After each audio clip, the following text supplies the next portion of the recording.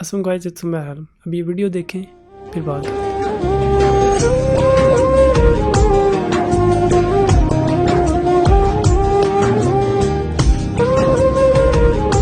इस वीडियो के पीछे कहानी पता है क्या है?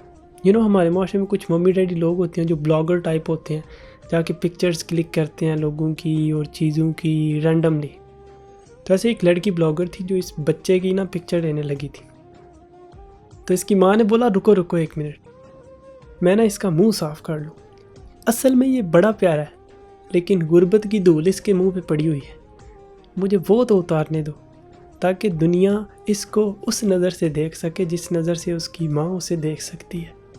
वो खूबसूरत धुला हुआ चेहरा जिसमें कोई धूल मिट्टी नहीं है। वाकई यार, माँ का नेमल बदल कोई भी नहीं होता।